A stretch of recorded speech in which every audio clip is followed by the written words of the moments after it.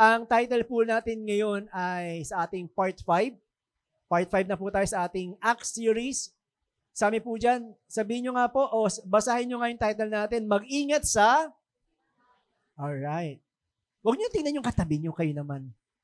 Itingin pa kayo, wag na. Okay? Pero bakit ba tayo pinag-iingat ng Panginoon sa sinungaling?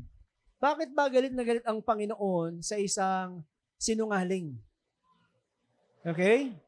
Kaya isa sa pangarapin at panalangin po natin, Lord, turuan niyo po kami na laging magsabi ng totoo.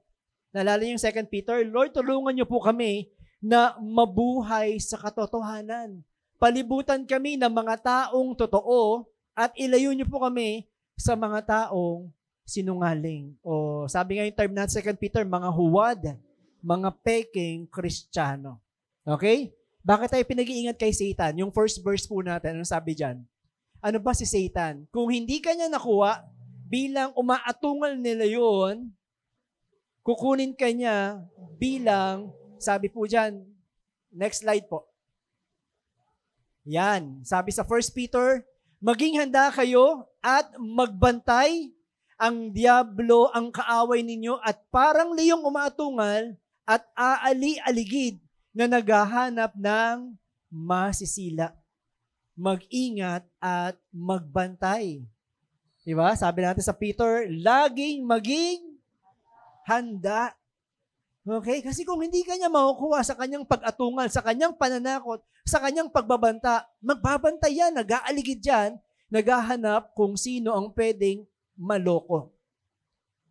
Hindi lang siya isang leon, pwede rin siyang, sabi niya sa next slide, tingnan niyo po. Ano sabi po dyan? Ngunit, nag-aalala akong baka malason ang inyong isipan at mailayo kayo sa tapat at dalisay na pananampalataya kay Kristo. Tulad ni Eva, na nalinlang ng ahas. Okay? So, hindi man kayo matakot sa kanyang atungal, pero baka naman malinlang tayo ng ahas. Actually, yung unang title ko nga, mag-ingat sa ahas.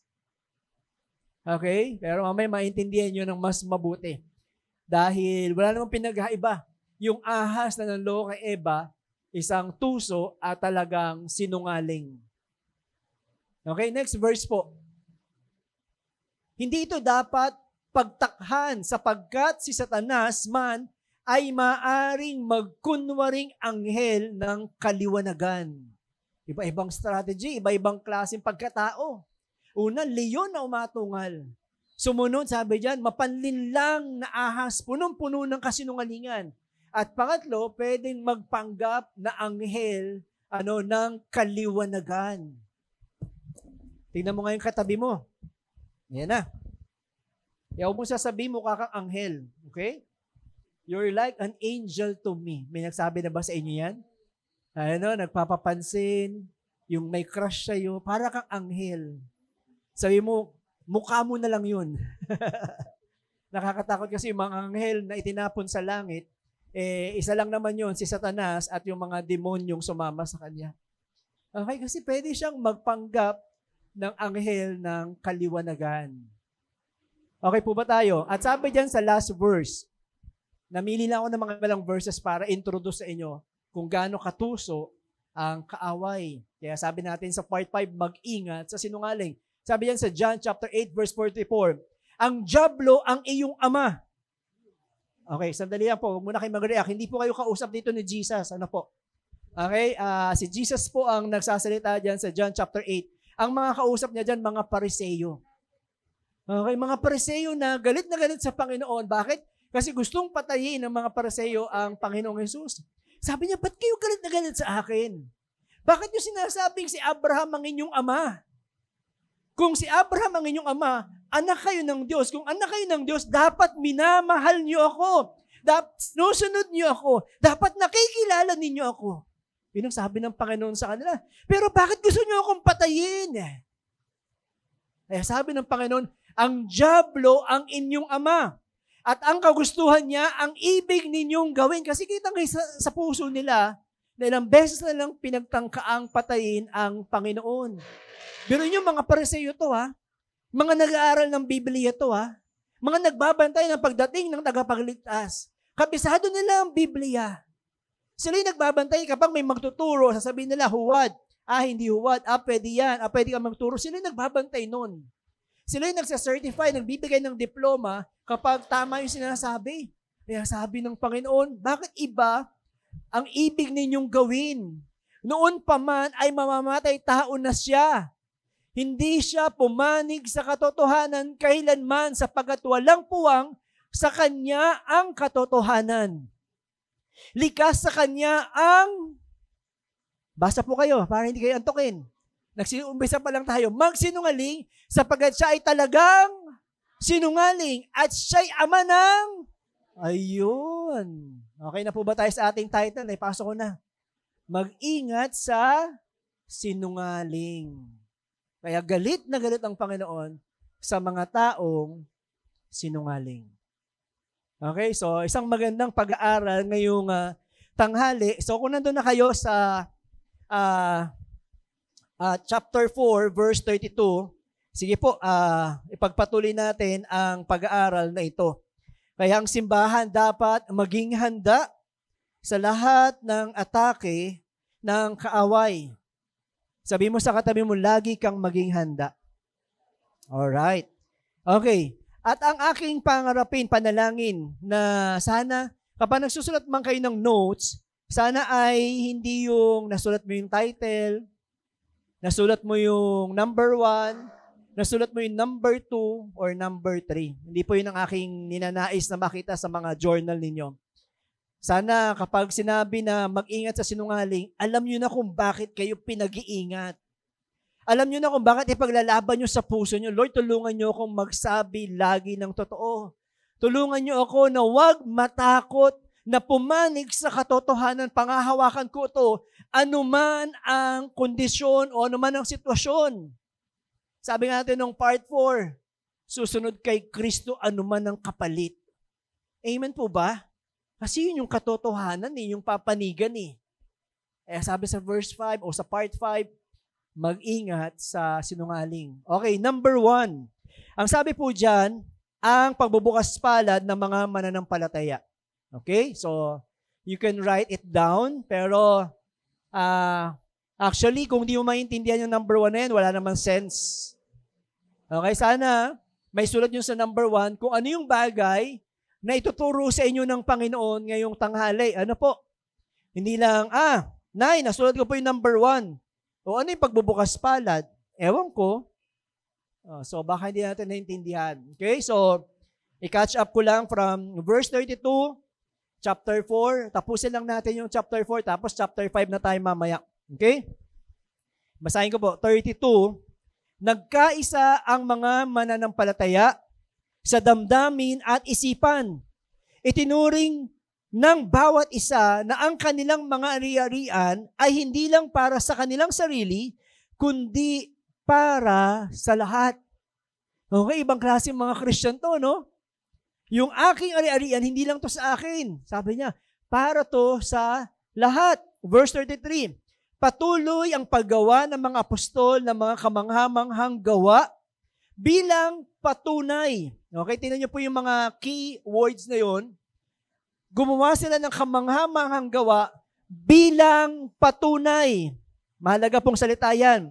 Na ang Panginoong Yesus ay talagang nabuhay magmuli. Okay? Bakit may mga signs, wonders, and miracles? Kasi kailangan nilang patunayan na ang Panginoong Yesus ay nabuhay magmuli. At lubusang pinagpala ng Diyos ang lahat ng mga mananampalataya. Okay. So nakita natin dyan na kahit merong persecution, merong atake, right? Pinagbantaan si Peter at si John. Pagkatapos ng part 4, takbo sila sa church prayer meeting. Tapos nanalangin sila, Panginoon, bigyan niyo po kami ng kalakasan para patuloy na may pahayag ang iyong salita, para makagawa ng mga kamangha-mangha at makilala nila na buhay ang aming tagapagligtas. Yun yung prayer nila, hindi natakot. Nagpatuloy sa pagkakaisa. Ginawa nito, hindi lang yung pagkakaisa rito, hindi lang po panlabas, ano po. Marami ngayong version ng unity. Maraming version ngayon ng pagkakaisa. Na akala natin, mukhang tama, mukhang pwede. Mukhang nakakalusot, united sila. Meron kasi mga panlabas lang na pagkakaisa, pero hindi yan nananatili pang matagalan. Tandaan po natin, ang simbahan ay isang buhay na organismo. Okay, meron po akong picture dyan ng cell. Dapat buhay na organismo ang isang simbahan. Nakita ko po yan, nakuha ko po yan sa aking lolo. Lolo Google.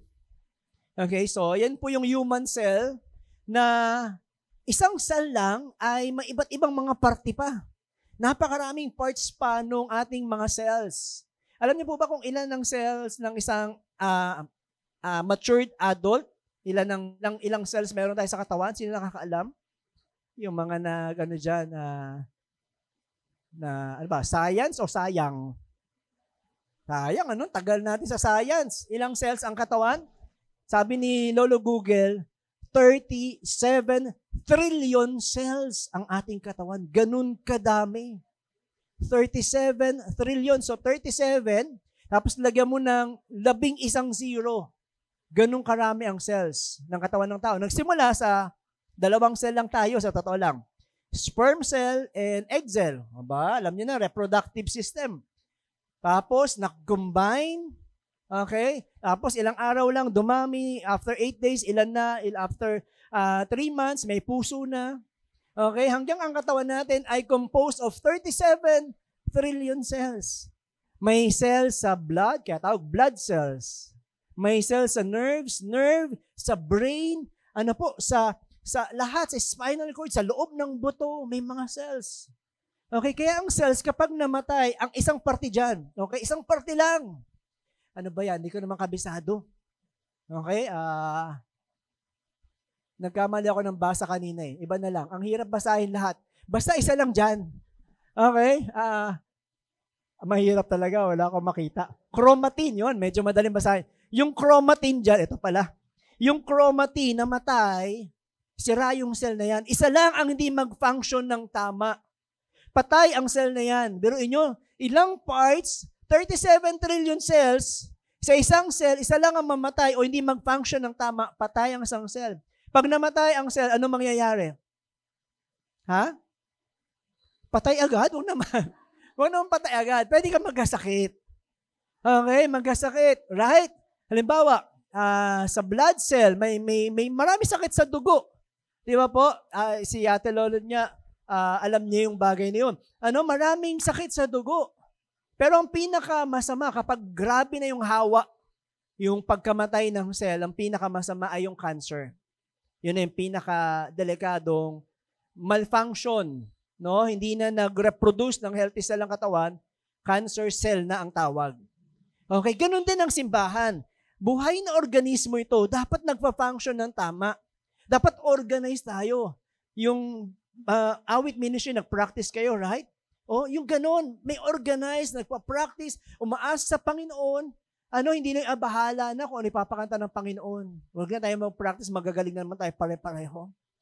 Okay? Kapag namatay ang isang organismo, maaaring magpatuloy yan, may ibang mga simbahan, patay naman spiritually. Okay, patay yung cells, ibig sabihin spiritually dead. Wala namang pagsama ng banal na espiritu, pero lumalago ang simbahan kasi organized sila, disiplinado sila, stricto sila sa pagkuha ng tithes and offering. Lumalago sila. Ang tawag po dyan ay kulto o religious sect.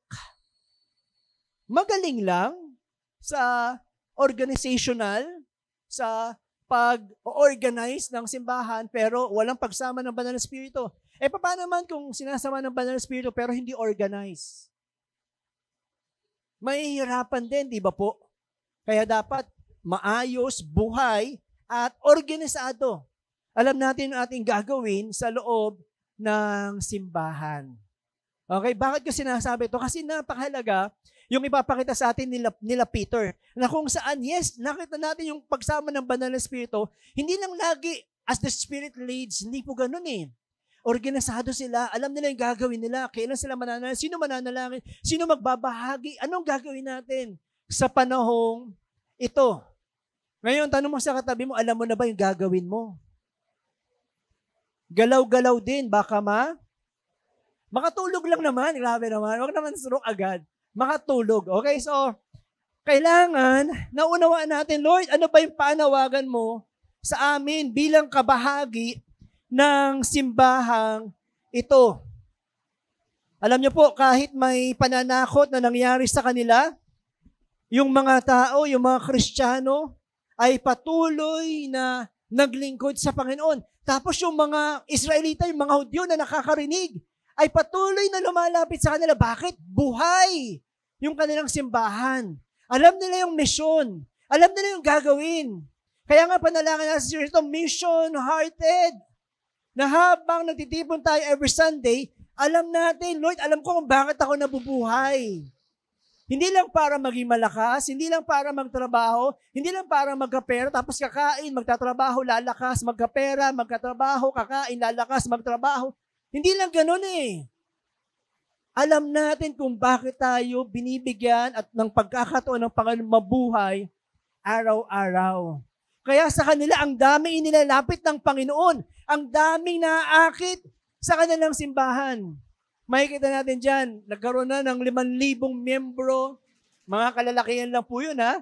Hindi pa binilang yung mga bata, yung mga ibang mga babae. Sabi dyan, at nagkaroon araw-araw, idinadagdag ng Panginoon sa kanila sapagkat napakaraming nagugutom, napakaraming nagnanais makilala ang kanilang tagapagligtas. Yun lang ang kayang i-offer ng simbahang ito. Makilala mo ng lubusan ang Panginoon. Tanong mo nga sa katabi mong inaantok na, nais mo mong makilala si Kristo? Aba, ang dami inaantok ah. Kala ko walang magsasalita. So, napakahalaga na patuloy na makilala ng bawat isa ang Panginoon. So, yung evangelism, yung pagbabahagi ng salita ng Panginoon, yung pagbabahagi ng mabuting balita, pastor lang ba gagawa nun? Mga workers, mga leaders lang ba ang gagawa nun? Responsibilidad po yun ng bawat tagasunod ni Kristo. Responsibilidad po yun ng bawat mananampalataya. Ano po? Kaya yun ang panalangin ng bawat isa na ang bawat tatay, ang bawat nanay, ang bawat kabataan, ang bawat nagtatrabaho, nag-aaral, Lord, gamitin mo po ako, Panginoon, para merong makakilala sa iyo. May buhay yung ating pananampalataya.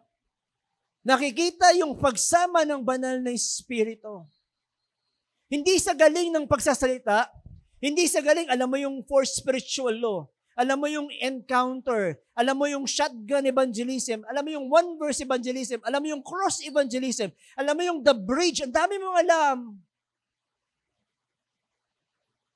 Pero magtataka yung kaklase mo, Christian ka pala? Pero kung nakita niya, aba, hindi ito nagsisinungaling ah. Nagsasabi lagi ng totoo. Sasabi niya, Christian ka ba? Eh sasabihin mo, opo. Kasi ang Panginoon, galit sa sinungaling. Nahirapan din ako magbago noong umpisa, pero tinulungan ako ng Panginoon. Yun yung kwento ng mabuting balita. Nagkikwento ka ng mga bagay na ginawa sa iyo ng Panginoon. Yun ang ginagawa nila Peter. Kung bakit ang dami na akit, kasi bakit? Buhay ang kanilang tagapagligtas. Okay? So, tuloy po tayo. Naapektuhan ba ni Satan yung plano ng Diyos? Nung inaresto sila, yung pinagbantaan sila, naapektuhan ba yung simbahan? Ang gusto ni Satan ay mawala yung kredibilidad ng simbahan. Yung gusto ni Satan ay sirain yung simbahan sa pamamagitan ng pananakot. Ang gusto niya mabawasan, mahati o mawala yung simbahan. Pero nakikita po natin dito, mas lalo silang nagkaisa, Mas lalo silang gumawa ayon sa kalooban ng Panginoon. Sabi, ang daming nakakilala, ang daming napagaling. At mas lalo nilang naparangalan ang Panginoon. Yun ang tunay na pagkakaisa. May matinding sakripisyo man ng mga mananampalataya para ibahagi yung bagay na meron sila. Alam nyo po, kapag pinangunahan na ang puso ninyo ng banal na Espiritu, kapag merong pagkakataon para magbigay, kapag may pagkakataon na pwedeng tumulong, titingnan nyo na yan bilang pagpapala at hindi kabigatan. Amen po ba? Kapag naunawaan nyo yung yaman ng biyaya ng Panginoon, every time na nakakatulong ka, titingnan mo yan, Lord, salamat. Kasi may pagkakataon para tumulong sa iba. Pero kapag mayroong humihingi ng tulong o alam mong kailangan ng tulong, tapos tataasan mo lang ng kilikili, yan na naman sila. Yan na naman sila. Puro na lang ganyan. Puro na lang. Check natin yung puso natin. Lord, baka kailangan ko pa ng pagpupuspos ng banal na Espiritu. Pero makikita mo na yan, isang araw, Lord, salamat. Kasi binibigyan mo ako ng pagkakataon na makatulong sa iba. Ang tingin mo na dyan ay pagpapala. Amen po ba? Okay, so ituloy natin. Sabi sa verse 34, verse 34 po, sige po, tingin po kayo sa inyong mga Bible, hindi sila nagkulang sa kanilang pangangailangan dahil ipinagbili ng mga may kaya ang kanilang mga lupa't bahay. At ang peray ibinigay nila sa mga apostol. At ibinigay naman ito ng mga apostol sa bawat isa ayon sa kanilang pangangailangan. Wow! Antindi po? Ibinenta ang lupa't bahay para itulong sa mga kapatid sa Panginoon. Para yung mga wala ay matulungan. Hindi po ang ibang term, ang ibang atake po ng ibang tao rito, Christian communism 'yan. Hindi po ito communism. Napakalayo po nito sa political communism. Yung ibang mga bansa, 'di ba, communist country sila, ang ginagawa ng kanilang leader, lahat ng bahay pare-pareho, walang bibili ng sakyan, lahat magbibisikleta, damit pare-pareho lang. So walang freedom 'yun. Kasi inutos yun eh. Pare-pareho pagkain, pare-pareho lang gagawin, pareho ang pag-aaral, pare-pareho lahat. Okay? Ayun yung communism. Pero ito, makikita po na sa kwento, voluntary. Hindi po sila pinilit ni Peter. Hindi po gumawa ng programa si Peter, may programa tayo. Lahat mag-aambag. Dapat may pledge ang bawat isang mayaman. I-identify namin. Benta mo ang bahay mo. Pag hindi ka Christian. Hindi ganun si Peter. Voluntary, ayon, kaya ginagawa kasi nagmamahal. Walang nag-utos sa kanila na apostol. Ang nag-utos, banal na Espiritu. May kinakausap ang banal na Espiritu sa kanilang kapanahunan at napapakinggan nila ito at sumusunod sila. Akmang-akma sa kanilang kapanahunan. Hindi po din ito batayan ng pagbibigay. Hindi po ito ang ating batayan bilang isang simbahan. Ulitin ko po, sinabihan sila ng banal na Espiritu kaya nagawa. Nang iilan po ito, hindi po ito lahat. Kasi diba, naalala nyo yung panahon ng Pentecost? Ay piyesta po yun. Kaya maraming taga-ibang bayan pumunta sa Jerusalem. Tapos narinig nila, nag-i-speak in tongues, nag-i-speak sa kanilang lengguwahe. Kaya sabi nila, gusto po namin malaman, makilala ang tagapagligtas. So nag-stay doon yung mga tao. Hanggang sa nakabuo sila ng napakalaking church doon. Wala naman silang tahanan doon, wala silang matutuluyan, wala silang kakainan. Pwede isang araw, yung araw ng pista, pero pagkatapos nun wala na. Kaya yung ginawa ng ibang mga Christian na merong kaya, sabi niya sa apostol, ibibenta ko po yung bahay ko at lupa. Tapos pakainin po natin sila para mag-stay pa rin sila at makapag-aral ng salita ng Panginoon. So yun ang ginagawa ng mga Christian ayon sa iniutos ng banal na Espiritu sa kanila. Pero, Ang ibang mga simbahan, ginagamit ito sa kanilang tithes and offering. No? May nakita na po ba kayong simbahan na ganyan? Tingnan nyo sa Acts chapter 4. Binenta nila, ito mayaman, Kuya Eli. Ito mayaman, si Ate Alma, si Pastora. Mayayaman to. Galing ibang bansa. Ibigay mo ang magandang relo. Hindi. Sa ibang simbahan, ganun. Para pagpalain ko, lagay nyo lahat dyan. Yung mga hikaw, buti wala ka hikaw. Yung mga kwintas, porcelas, sabi doon sa Acts chapter 4, ibinigay na lang lahat. Yun ang totoong Kristiyano. Mali na yun. May mga ganyang simbahan. Paglabas mo, para ka ng hinold up. Magaling mambudol. Okay? So, ingat-ingat po tayo sa gano'n. Napakalayo po noon sa itinuturo ng Biblia. Ginawa po ito dahil ito yung akma sa kanilang kapanahunan at kailangan ng kanilang simbahan. So, tingnan po natin yung pagpapatuloy. Tingnan natin kung gaano patuloy na ibinigay ang kanilang puso sa pagkakaloob. Tayo po bilang simbahan sa Mighty One, Maligaya at sa iba't ibang Mighty One, kausap ko rin ng GMA kahapon. Sabi ko, ito ang ating batayan pagdating sa tithes and offering. Okay, may mga tanong sila patungkol sa tithes and offering. 2 Corinthians chapter 8 at chapter 9. Yan po, hindi po Acts chapter 4. Okay? Ang ating pamantayan, ang ating prinsipyo, pagdating sa pagbibigay, kapag may question po kayo sa pagta-tithes and offering, okay, baka may question po kayo dyan, o hindi nyo pa naiintindihan, magtanong po kayo sa amin. Pero ikikwento ko lang po sa inyo ang 2 Corinthians chapter 8 at chapter 9. Yan po tayo bilang isang simbahan. Hindi po kami mamubudol dito sa inyo. Gagabayan po namin kayo para makilala lamang ang Panginoon. Itiretso po natin, verse 36 to 37. Ganyan din ang ginawa ng Levitang si Jose na taga Cyprus. Tinatawag siya ng mga apostol na Bernabe, na ang ibig sabihin ay tagapagpalakas ng loob, encourager. Ibinenta ni Jose ang kanyang lupa at ang pera ibinigay niya sa mga apostol. Okay? So, nakilala nyo rito si Jose Bernabe. Alam nyo po ba? Alam mo, si Kuya Job, kaya po yan Jobern, kinuha ni Pastor Arman ang kanyang pangalan kay Jose Bernabe. Jose Bernabe. Jobern. Yun. Doon galing ang kanyang pangalan. Kaya kapag meron kayong matinding pangangailangan, alam nyo na. Okay. So, ayan si Jose Bernabe, isa sa kinausap ng banal na Espiritu para gawin ang pagbibigay na iyon. Siya po ay isang generous giver. Okay? Alam niyo po, si Bernabe po ay ikwento ni Dr. Luke 25 times sa Book of Acts. Ganon yung impact ng kanyang buhay.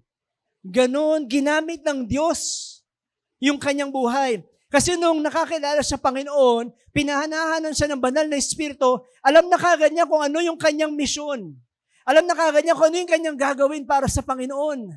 Kung bakit siya nabubuhay sa henerasyong yun. Sabi niya, alam ko na, O Diyos, ang aking gagawin para sa iyo. Kaya sa Book of Acts, 25 times, talagang ibinahagi, talagang inulit-ulit ang pangalan niya. At 5 beses itong ginamit ni Paul ang kanyang pangalan. Okay? Sa epistles ni Paul. Alam niyo rin po ba si Paul o si Pablo, maraming beses din po siyang nawala ng lakas ng loob. Pero si Jose Bernabe ang naging encourager niya.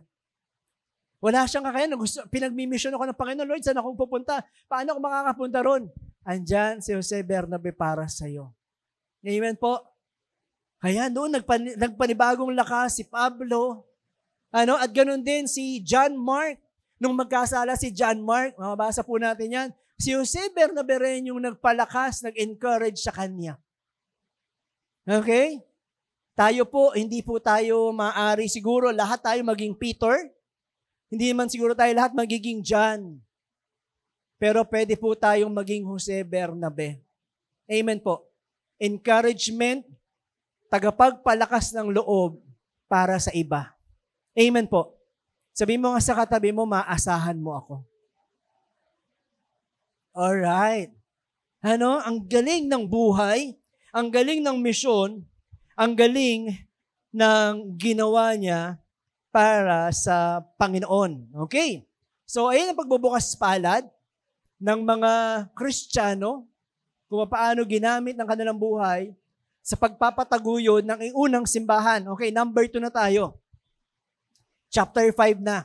Verse 1 to 11. Sabi niya sa number 2, ang pagkukunwari ni Ananias at Sapphira. Okay, ito na. Sino nakabasa nito? Chapter 5. Okay, that's good. Si Ananias at si Sapphira. Sabi diyan, pagkukunwari, pagsisinungaling ng dalawa o ng mag-asawang ito. Basahin ko na hanggang verse 11. Samahan niyo po ako, sabayan niyo po ako. May mag-asawang nagbenta rin ng kanilang lupa. Ang pangalan ng lalaki ay Ananias at ang kanyang asawang babae naman ay si Sapphira. Pero binawasan ni Ananias ang pinagbilhan ng kanilang lupa at pumayag naman ang kanyang asawa. Pagkatapos, ibinigay niya ang natirang pera sa mga apostol at sinabi niyang iyon ang buong halaga ng lupa. Yun. Agad namang nagtanong si Pedro, Ananias, bakit ka nagpalinlang kay Satanas? Nagsisinungaling ka sa banal na espiritu dahil binawasan mo ang pinagbilhan ng lupa ninyo. Hindi ba't ikaw ang may-ari ng lupang iyon bago mo ibenta? At nang maibenta na, hindi ba't nasa iyo ang pagpapasya kung ano ang gagawin mo sa pera? Bakit mo nagawa ang ganito? Nagsinungaling ka, hindi lang sa tao, kundi lalong-lalo na sa Diyos. Pagkarinig noon ni Ananias, natumba siya at namatay. Agad naman siyang nilapitan ng mga binata at binalot ang kanyang bangkay. Pagkatapos, dinala nila siya paglabas at inilibing.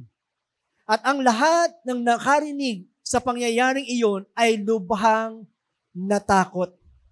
Pagkaraan ng mga 3 oras, pumasok ang asawa ni Ananias. Wala siyang kamalay-malay sa nangyari sa kanyang asawa. Tinanong siya ni Pedro, sabihin mo sa akin ang totoo. Ito lang ba ang pinagbilhan ng inyong lupa? Sumagot si Sapphira, oo, iyan nga ang buong halaga. Kaya sinabi ni Pedro sa kanya, bakit nagkaisa kayong mag-asawa na subuki ng Espiritu ng Panginoon? Tingnan mo, nandyan na sa pintuan ng mga binata naglimbing sa asawa mo at bubuhatin ka rin nila para ilibing. Natumba noon si Sapphira sa harapan ni Pedro at namatay. Pagpasok ng mga binata, nakita nilang patay na si Sapphira, kaya binuhat nila siya palabas at inilibing sa tabi ng kanyang asawa. Dahil sa mga pangyayaring iyon, lubhang natakot ang buong iglesia at ang lahat ng nakabalita nito. Yan ang kwento o maikling kwento ni Ananias at ni Sapphira. Sabi po ni George MacDonald, nandiyan po sa ating next slide po. Half of the misery in the world comes from trying to look instead of trying to be what one is not. Hindi po yan nang naglikha ng McDonald's, isa po yung pastor sa Scotland. Sabi niya, ang kalahati ng problema ng tao ay yung nais niyang mga bagay sa panlabas. Okay? Gusto niya kasi, kapag tinignan siya ng ibang tao, mukhang okay, mukhang maganda. Mas gusto niya na mas concerned siya sa sasabihin ng iba. kesa doon sa karakter, doon sa puso na sasabihin ng Panginoon tungkol sa Kanya. Ang tawag ng Panginoong Hesus dyan, sa Bible, hypocrisy. Ano bang Tagalog ng hypocrisy? Ano? Hipokrita. O yun, so naintindihan natin. Ano yung hypocrisy? Galit na galit ang Panginoon dyan. Kasi kasama po niya ng pagsisinungaling. Yung pagbabalat kayo, pagsusuot ng maskara. Ito po yung pagpili, yung sinasadya na mas okay kang tignan kaysa sa iba. Okay? Ito yung problema natin ngayon eh. Mas concerned pa tayo kung anong sasabihin ng tao. Nahihiya tayo, naku, baka anong sabihin nila. Baka anong isipin nila. Pero hindi tayo nahihiya kung ano ang sasabihin ng Panginoon sa atin. Ano po? Kaya galit na galit ang Panginoon dyan sa hypocrisy. Bakit? Kasi punong-puno ng kasinungalingan. Punong-puno ng pagbabalat kayo. Punong-puno ng pagsusuot ng maskara na ipinamumukha sa iba na mas spiritual sila kaysa sa iba. Meron bang ganon? Meron ba narinig na kayo? Kayo ayusin ang buhay nyo.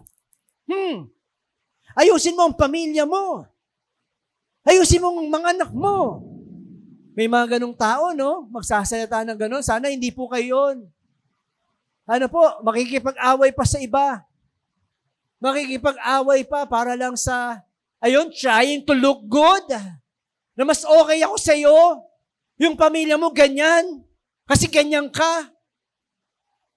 Napakadelikado po nun. Kaya sabi ni McDonald, kalahati ng problema mo. Kaya ang dami mong iniisip kasi gusto mo isatisfy yung ibang tao. Yung paningin ng ibang tao, yung sasabihin ng ibang tao. Hindi yung sasabihin ng Diyos sa'yo. Pero tayo dito sa Mighty One, pare-pareho tayong nangangailangan ng awa ng Diyos. Pare-pareho tayong nangangailangan ng biyaya ng Panginoon, kaya nagtutulungan tayo. Hindi nagbababaan, hindi nag-aapakan, kundi nagtutulungan ng bawat isa. Kailangan natin si Kristo araw-araw. Amen po ba? Kailangan natin ng bawat isa araw-araw. Sabihin mo nga sa katabi mo, kailangan kita. Aba, kapag hindi nagsabi, isang ibig sabihin yan. Sabi ni Jesus, ano yan? Kailangan natin ang isa't isa. So, just to light it up, may isang pastor na nagsabi, may isang pastor na nagkwento, nagpaplano ng magpatayo ng kanyang simbahan, pero limitado yung budget nila. Okay? Hindi sapat yung kanilang budget. Kaya sabi ng pastor sa kanyang kaibigang architect, magpapagawa tayo ng church, pero pwede ba yung harapan, pagandahin natin? Para magmukhang maganda. Para kapag dadaan yung mga tao, sabihin nila, ang ganda ng church, mayamang church to. Ang ganda naman. Galing ng design, ang galing ng mga parang castle. Wow. Pero sabi ng pastor, pero architect sa likod, na lang? Mga substandard na lang, yung mga mumurahin. Okay, mga luma na lang gamitin natin. Para may tayo lang natin. Alam nyo, buti na lang yung architect nakapag-pray, puspos ng banal na espiritu. Sabi ng architect, hindi ko gagawin ang disenyong yan. Sabi niya sa pastor, hindi ba malaking kasinungalingan? Naalala mo, Pas, diba yung simbahan? Yan yung pillar of truth and honesty. Kaya may simbahan para ipaglaban, para ibalita ang katotohanan. Tapos gusto mo na lahat ng pag titingnan yung simbahan natin, mukhang mayaman. Hindi ba't kasinungalingan ng lahat ng iyon? Nang magmumukha lang tayo sa iba na okay, pero sa kaloob-looban, hindi naman tayo okay. Yan ang kasalanan ni Ananias at ni Sapphira. Gusto nila, tignan din silang okay. Bakit? Kasi nakita nila si Jose Bernabe. Nagbigay ng pinagbilahan ng lupa. Kaya ginaya nila. Gusto rin nila yung honor, yung glory. Wow, pwede palang sumikat. Pwede palang makilala ng 5,000 mga ka-church member na mapagbigay ako, na sumasamba ako sa Diyos, na nagpupuri ako sa Panginoon, na kaya ko yung sakripisyong lahat ng ito para sa Diyos. Yun ang problema ni Ananias at ni Sapphira. Para makita lang ng iba na okay sila, magaling sila, at para makuha ang papuri na dapat lamang sa Panginoon. Napakalaking problema hanggang sa ating kapanahunan. Sabi ng part 5, ano yung ating title? Mag-ingat sa kasinungalingan. Mas magandang totoo tayo sa harapan ng Diyos kesa naman sa ang dami nagla-like sa post natin, ang dami nagsishare, ang dami nating follower. Yung isang mahalagang sanang sumasama sa atin ng Banal na Espiritu ay napakalayo. Dahil hindi tayo totoo. Alam niyo po ba ibig sabihin ng Ananias? May kilala po ba kayong tao, pangalan Ananias? Okay. Ang ganda po ng ibig sabihin ng Ananias. Ananias, ang ibig sabihin po niyan, God is gracious. Ang Diyos ay punong-puno ng biyaya. Sayang. Yung Sapphira, ano ibig sabihin? May kilala ba kayong Sapphira? Ang ibig sabihin naman ng Sapphira or Sophia, alam niyo na? Ibig sabihin ng Sophia, beautiful. Sayang! Maganda lang sa panlabas, bulok ang puso. Sayang. Let me try to explain to you kung bakit nangyari ang mga bagay na ito. Okay? May mga tao kasi na magsasabi, or baka kayo, hindi nyo lang aaminin, nung mabasa nyo yan, bakit naman ganun? Bakit naman ganun? Patay agad? Nagsinungaling lang? Bakit naman ganun? Hindi lang naging faithful sa kanilang business transaction, patay agad. Pinatay agad ng Panginoon. Parang hindi naman ata fair. Hindi kaya fair? Hindi kaya fair ang Diyos sa bagay na yon? Gusto nyo talaga maging fair ang Diyos? Gusto nyo talaga? Sino rito yung nagsinungaling na? Tingnan nyo, dami sinungaling. Ayaw magtasang, hindi, joke lang. Kapag naging fair ang Diyos, syempre. Ang tanong ng iba, bakit naman ganun? Isang business transaction lang. Hindi lang naging tapat, bakit naman kailangan mamatay? And every time, sa history, sa kasaysayan ng Biblia, kapag may sinisimulan ng Panginoon ng isang napakalaking bagay para sa mga anak niya, naalala niyo po sa Old Testament, nung sinimulan ng Panginoon ng tabernakulo, tinuturuan ng mga Israelita na sumamba sa Panginoon kung paano gagawa ng isang templo na kung saan bababa siya ron, makikipag-usap sa kanila, sasama sa kanila. Inumpasahan ng Panginoon ng tabernacle sa Leviticus chapter 10. Merong dalawang sinungaling na gustong magbigay ng apoy sa templo. Mga anak po ito ni Aaron, anak ng high priest, ng punong pari. Ang offer nga nila, ang tawag doon, false fire.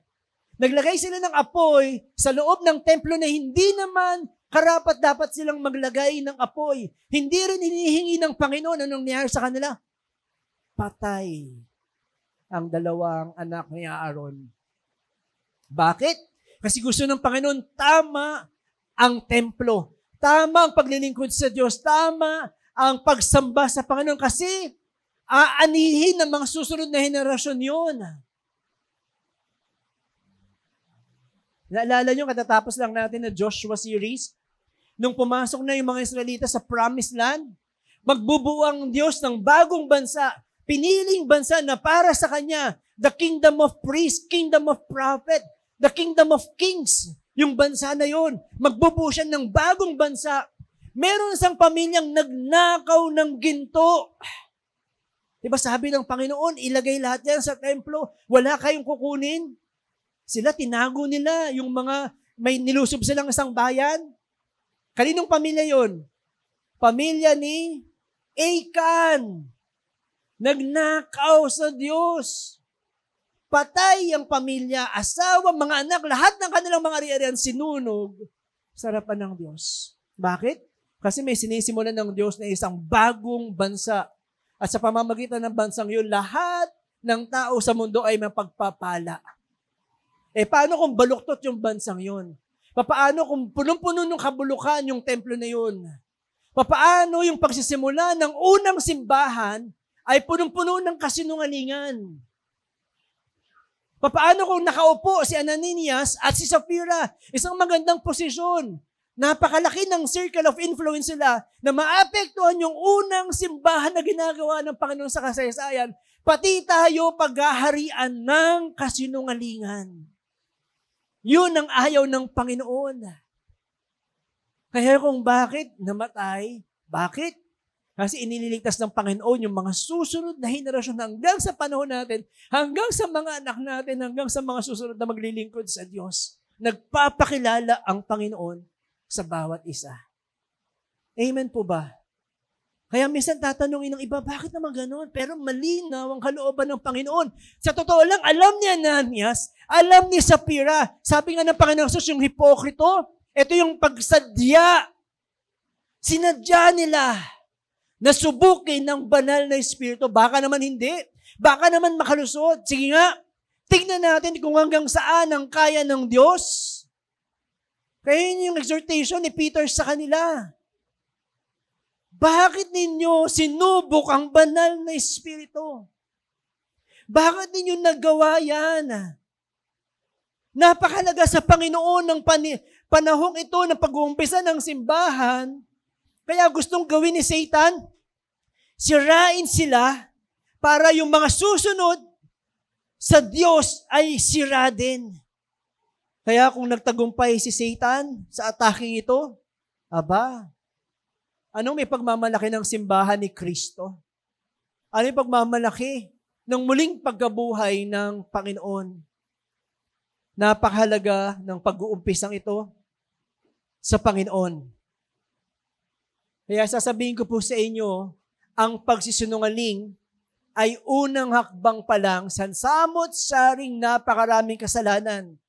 Huwag niyo pong sasabihin sa Panginoon, Lord, kasinungalingan lang, isang sinungaling naman. Lord, white lies lang naman po, Panginoon. Lord, pagpasensya niyo na, Lord. Ganito talaga ako. Huwag na huwag po. Ang kasinungalingan po ay first step po yan sa isang napakaraming kasalanan. Hindi po yan nag-iisa. Nag-iimbita po yan ng napakaraming kasalanan sa buhay ng tao. Kaya piliin po natin panghawakan ang salita ng Panginoon. Tandaan po natin, ulit-ulitin ko, si Satan, ang ama ng kasinungalingan. Siya ang ama ng kasinungalingan at mamamatay tao si Satan. Kaya ang isang Christian, dapat mapagbantay. Dapat tayo tulong-tulong na nagbabantay. Ang mga ama, ang mga ina, patuloy na nagbabantay. Ano yung payo ng Panginoon? Continue to wear, equip the spiritual armor na nakalaan lang para sa mga Kristiyano, sa mga sumusunod kay Kristo. Para lahat ng kasinungalingan na ibabato ng kaaway, you can withstand, masasangga, maiilagan, malalabanan. Kaya nung inatulan ng Panginoong Jesus, si Ananias at si Sapphira, hinahatulan na din niya si Satanas, pinapaalam niya sa lahat na hindi niya papayagan ng pandaraya sa kanyang simbahan. Yung kanilang kasalanan, hindi po pagnanakaw. Ang kasalanan po nila pagsisinungaling. So sumama na lang yung pagnanakaw. Gusto nilang maranasan yung pagpaparangal kay Bernabe, na baka pwede naman. Baka pwede rin kaming papurihan. Ano yung kasama ng kasinungalingan? Kayabangan. Baka pwede rin naman kaming ulit-ulitin sa Biblia. Katulad kay Bernabe. Baka naman pwede ikwento yung kagilagilas na ginawa po namin. Gusto nila magmayabang. Gusto nila yung papuri na dapat sa Diyos ay makuha nila. Naghari na yung kayabangan sa puso nila. Ito rin si Satan no? Hari ng kayabangan, kaya bakit siya pinatalasik sa langit? Kasi bakit? Ano sabi niya? Sang araw, ako umupo sa trono na yan. Yun din yung kasinungalingan na sinabi niya kay Adan at kay Eva. Kaya nalin lang si Eva, sabi niya, magiging katulad ka ng Diyos. Kayabangan. Kaya hindi pwedeng payagan ng Panginoon ang ganitong klaseng kasalanan. Kaya please lang, kung mas concerned tayo sa ating reputasyon kaysa sa ating mga karakter. Kung mainiingatan tayong pangalan, kaya natin nagagawang mga kasalanan ito, please lang, huwag mong isugal ang kaluluwa mo. Kung mas pinapahalagaan mo yung sasabihin ng ibang tao, please naman. Mas mahalaga yung karakter sa Diyos. Mas mahalaga yung puso mo sa Panginoon. Kapag ito ang nasa puso ng isang tao, walang katapusang paghihirap po ito. Sinasabi ko po sa inyo. Kapag nabubuhay sa kasinungalingan, kapag nabubuhay sa hindi tama, walang katapusang paghihirap po yan. Kasi bakit? Entry point yan ng kaaway. Papasok ang kaaway, pabalik-balik ang kaaway, magsasama ng napakaraming kasalanan. Uubusin ito ang pagkatao mo hanggang sa hindi mo na kaya, sabi ko nga po sa inyo. Ang purpose lang ng Satan, hindi ka pasayahin. Akala mo masaya po Mukhang okay naman po mukhang nakalulusot naman po Matakot po tayo sa Panginoon. Sugar-coated lang po ang kasalanan na mukhang masaya, mukhang okay, mukhang masarap. Pero ang pinaka-purpose ng kaaway ay patayin ang lahat ng susunod kay Kristo. Yun lang ang pinaka-purpose po niya. Tuso po ang kaaway at punong-puno ng kasinungalingan. Una, pagsisinungaling. Sumunod, dumating yung kayabangan. Dumating yung pag-aatake sa simbahan ng Diyos. Buti na lang naging discerning si Peter. Buti na lang puspos ng banal na Espiritu si Pedro. Naunawaan niya, naririnig niya ang salita ng Panginoon. Alam niya ang gagawin niya sa mga punto na iyon. Kasi kung hindi nga ito nabantayan, baka naghari ang Ananias at Safira sa mga simbahan. Pagsisimula ng simbahan, gusto ng Panginoon nakasakdal o nakatayo ang simbahan sa katotohanan. Pero ang gusto ni Satan, maghari ang kasinungalingan. Gusto ng Panginoon, siya ang napapapurihan sa simbahan. Ang gusto ni Satan, ako ang maghahari sa simbahan. Gusto ni Satan, yung kanyang mga anak ay malalakas para mga sundalo, handa sa pakikipaglaban, handa sa lahat ng pagkakataon. Gusto ni Satan, yung mga laman ng simbahan, mga traidor, mga sinungaling, mayayabang, at nagmamahal sa pera. Ang gusto ng Panginoon, sensitive tayo, nadedashare natin. Okay yung atake from the outside, nakikita natin yung mga ginagawa ng iba para paghinain ang mga sumusunod sa Panginoon. Pero ang delikado rito, yung sumunod na atake, yung nasa loob na hindi mo nakikita, na hindi mo namamalayan. Napakadelikado po nun. Hindi po ako apostol. Hindi ko po sasabihin na sa inyo na ganito ang mangyayari sa iyo ngayon. Buti na lang, hindi ako apostol. Kaya lagi ko lang pong pinapaalala sa bawat isa, huwag na po nating antayin ng Panginoon pang magdisiplina. Kung naririnig nyo ang salita ng Diyos, ang dalangin ko po ay patuloy na maunawaan ito at patuloy na pasalamatan ng Panginoon sa kanyang itinuturo sa atin.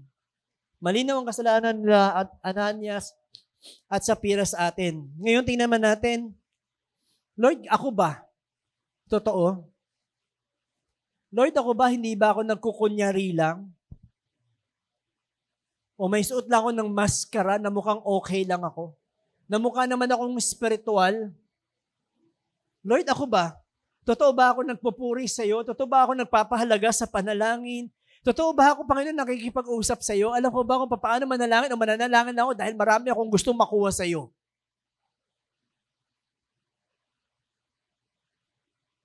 Totoo ba akong sumasamba, Panginoon?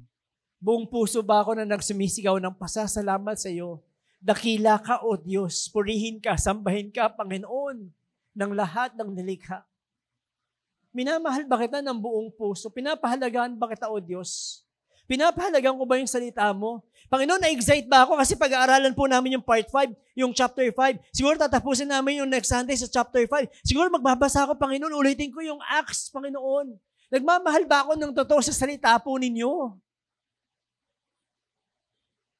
Isang paraan para makilala si Kristo, kundi basahin ang kanyang salita. Makakilala siya sa pamamagitan ng kanyang salita. Kaya nang sinabi ng Panginoong Yesus sa Matthew chapter 15 verse 18, next slide po. Anong sinabi ng Panginoon dyan? Iginagalang lang ako ng mga taong ito sa mga labi nila o labi lang nila, ngunit malayo ang kanilang puso. Malayo sa akin ang kanilang mga puso. Lord, totoo ba ako sa iyo?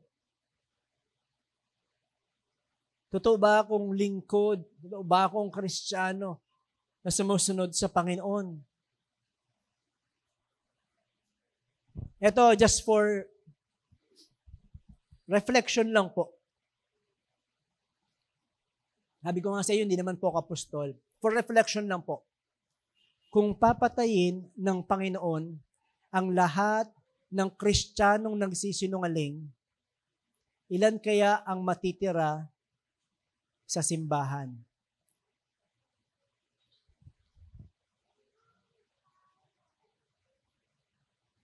Ilan kaya ang matitira? No? Kung papatayin niya ang lahat ng sinungaling na Kristiyano, ilan kayang matitira sa bawat simbahan ngayon? Huwag niyo na pong sagutin. Kanina nagulat ako naman, ginabahan ako eh. May isang bata nagtaas ng kamay. Sabi ko, huwag mo na sagutin. Hindi ko na tinanong kung ilan ang katingin niya ang matitira.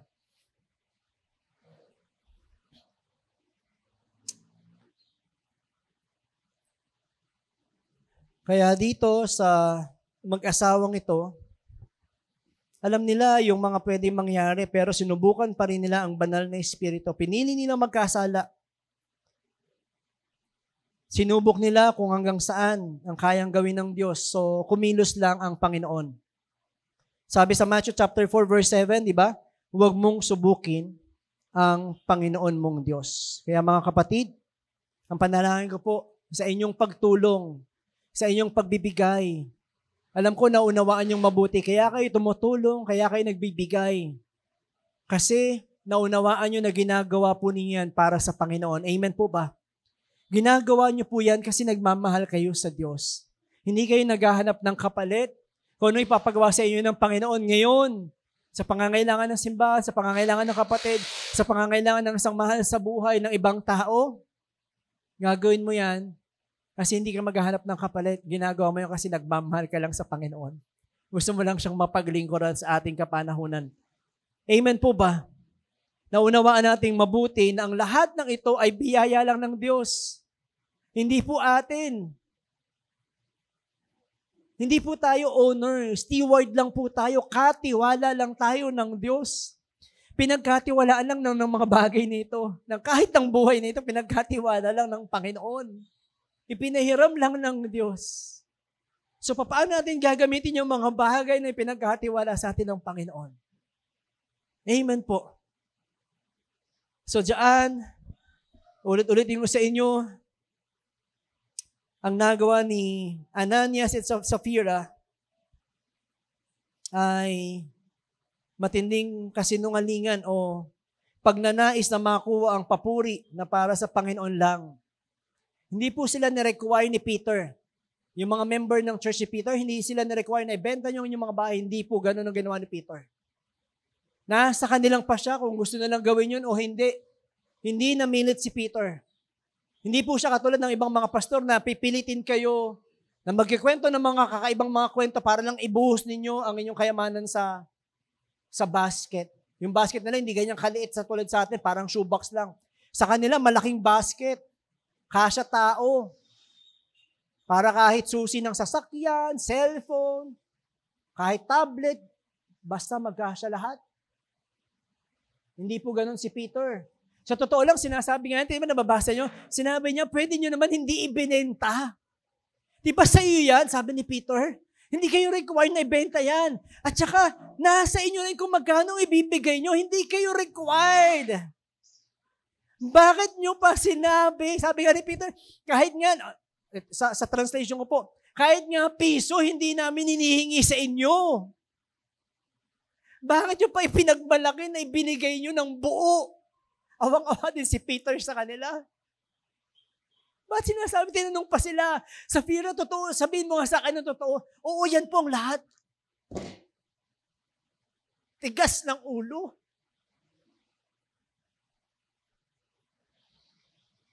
Mali na ipinaglalaban pa.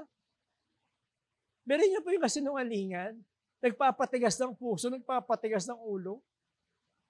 Sabi ni Peter, hindi naman kayo required magbigay eh. Sabi ni Peter, kahit piso nga lang, walang problema eh. Hindi naman kailangan eh. Nagawin nyo yan. Kinuha nila yung parte, tapos yung natira, nabasa nyo, yun ang ibinigay, kasi sinabi, yan po ang lahat. Kaya sinasabi ng Panginoon, mas okay na maayos ang puso. Kaysa nagmumukha tayong okay, pero hindi naman.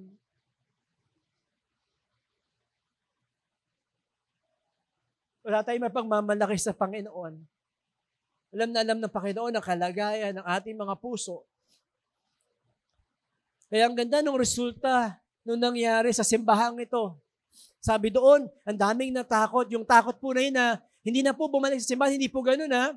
Yung takot dito, yung banal na pagkatakot sa Diyos. Lalo sila nagpuri sa Panginoon. Panginoon, salamat kasi nagpapakilala ka sa amin. Panginoon, salamat kasi pinapakita mo yung kabanalan. Hindi lang ka po fair. You are just. You are a holy God. Banal ka, O Diyos. Kaya ang dami nagpupuri at sumasamba sa Panginoon. Kaya araw-araw, merong idinadagdag sa kanila.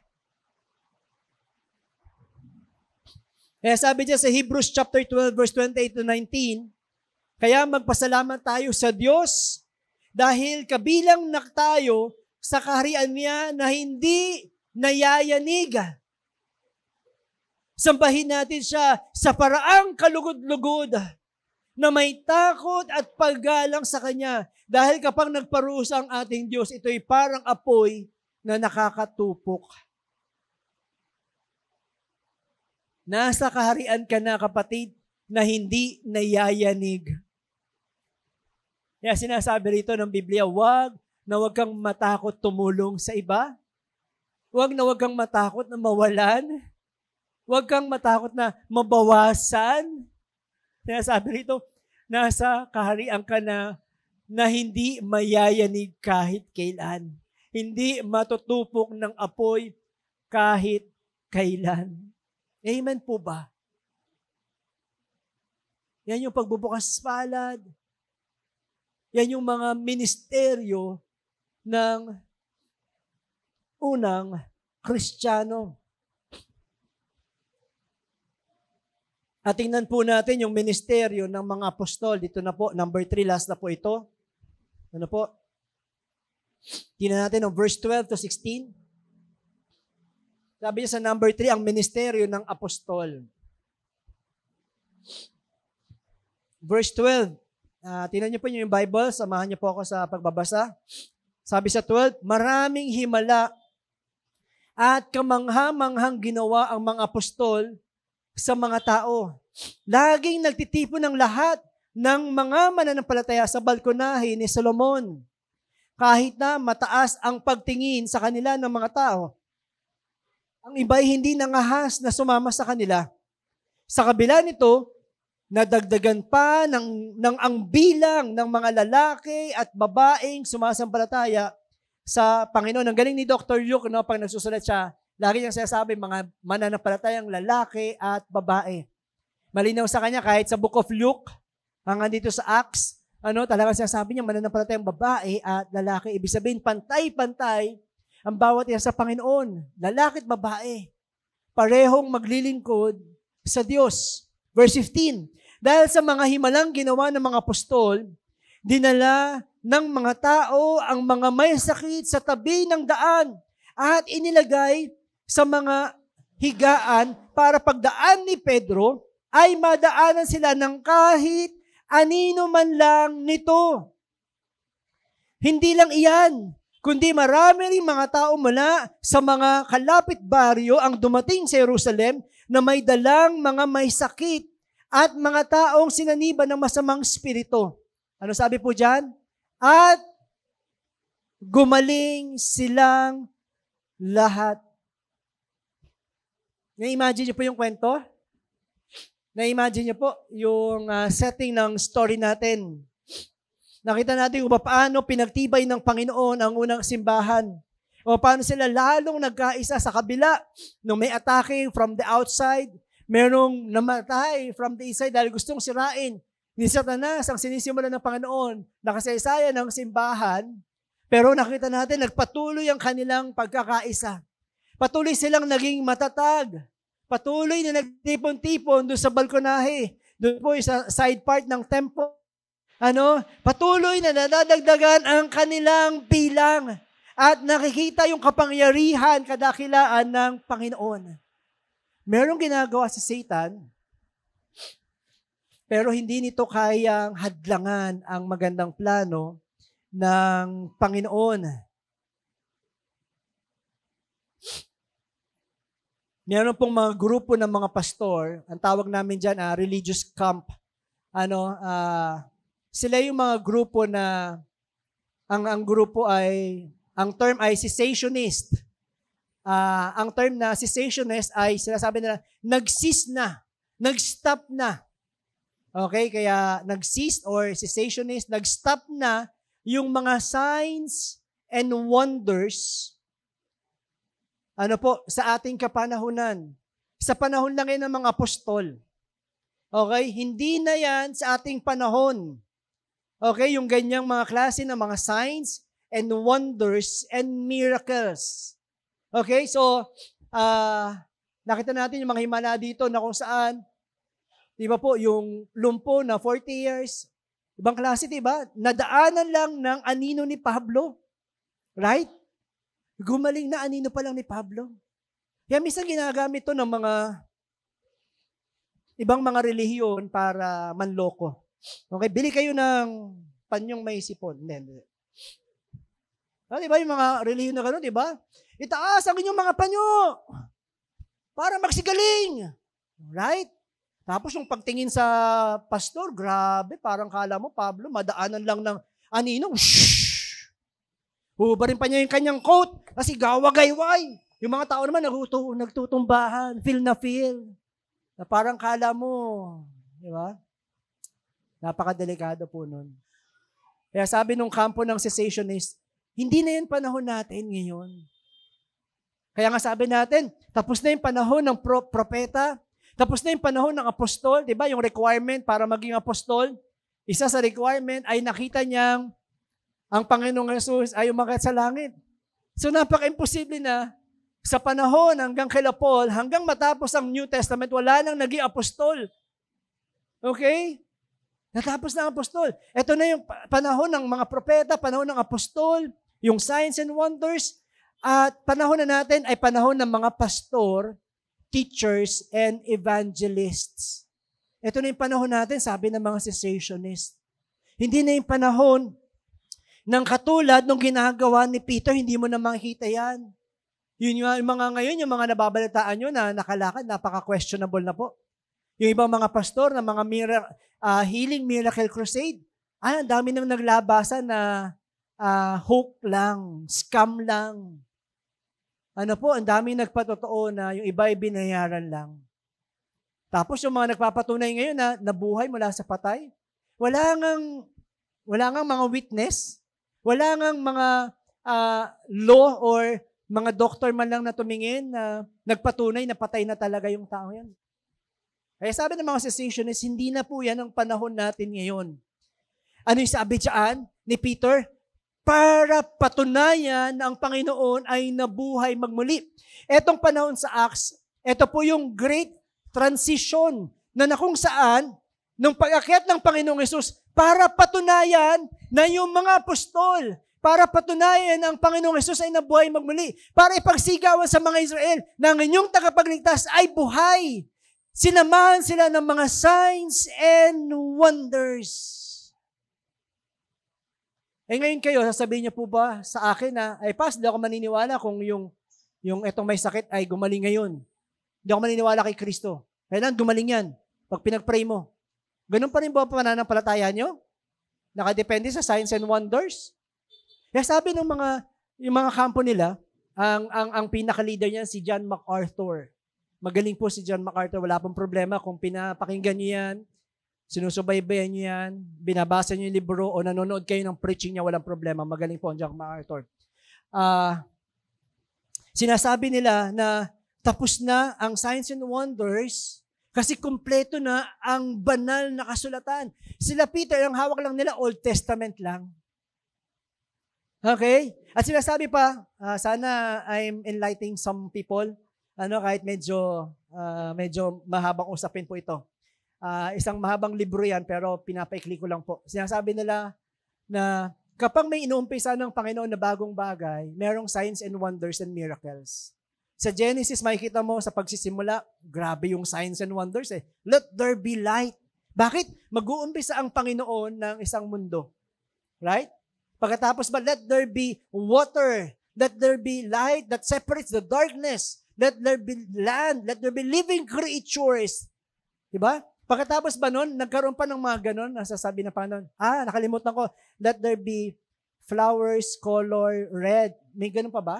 Wala na. After nung great creation. That's a signs of wonder. Bakit? May sinisimulang bago ang Panginoon. Nung ininiligtas niya, sinisimulan niya na yung pagliligtas ng mga Israelita. Sa panahon ni Moses, makikita mo bumalik yung mga signs and wonders. Bakit? Simula na ng pagliligtas ng Panginoon para sa bayan ng Israel. May signs and wonders na, naalala nyo?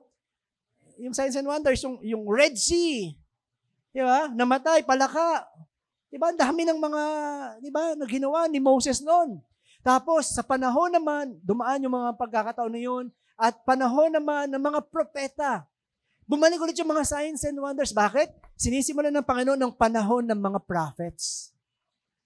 Ayun, sila Elijah, sila Elisha, yung mga propeta. Pinakita nila yung signs and wonders. Tapos, nung dumating ang Panginoong Jesus, wow! Bakit? Kasi sisimulan ng Panginoon ng pagliligtas na kung saan patutunayan niya na siya ang anak ng Diyos. May signs and wonders.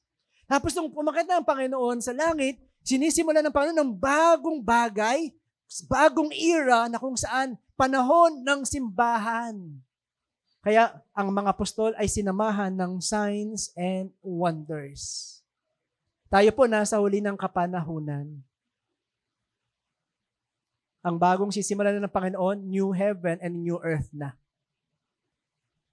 Kaya kung hindi ka pa rin maniniwala sa salita ng Panginoon, mag-aantay ka pa ng isang himala, I tell you, mahihirapan ka talaga, kapatid.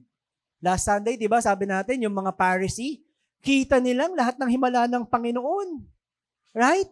Kita nila, inaaway pa nila ang Panginoon. Kita nila kung paano nakakita ang bulag. Kita nila kung paano nakalakad ang lumpo. Kita nila kung paano buhay ang patay.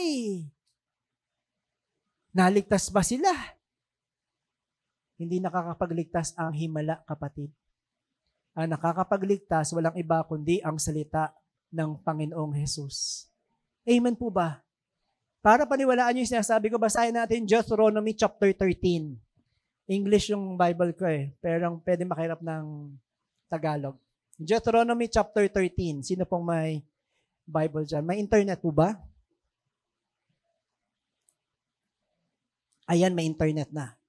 Okay, Deuteronomy chapter 13. Wala po ito pero gusto ko nang basahin sa inyo na yes, ang kaaway pwedeng gumawa ng himala. Ano po, pwedeng manloko. Sabi dyan sa Deuteronomy chapter 13, kung may isang propeta o tagapagpaliwanag ng panaginip na nangako sa inyo na magpapakita siya ng mga, nagbabasa kayo?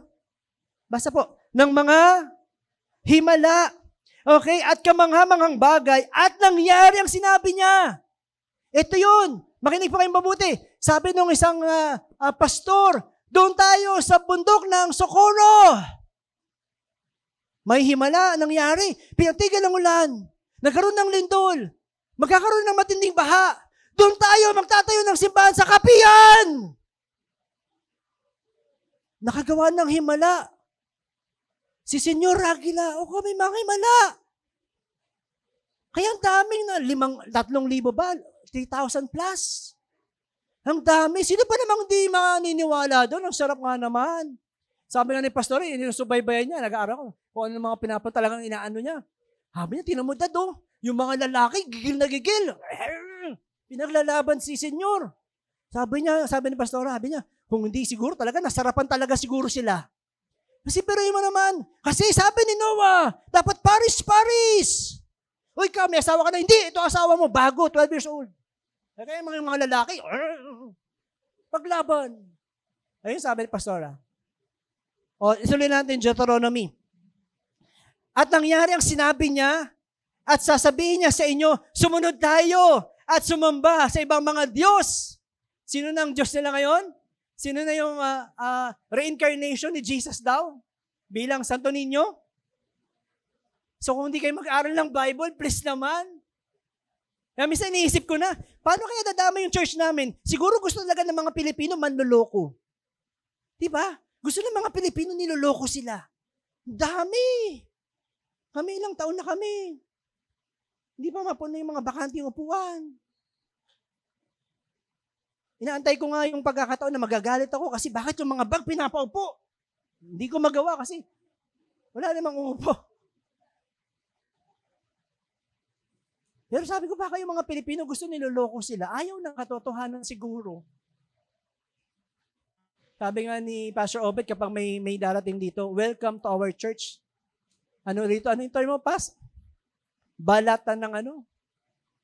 Talagang balatan ng buhay dito. Sabi niya, kung kaya mo ang katotohanan, maliligtas ka naman.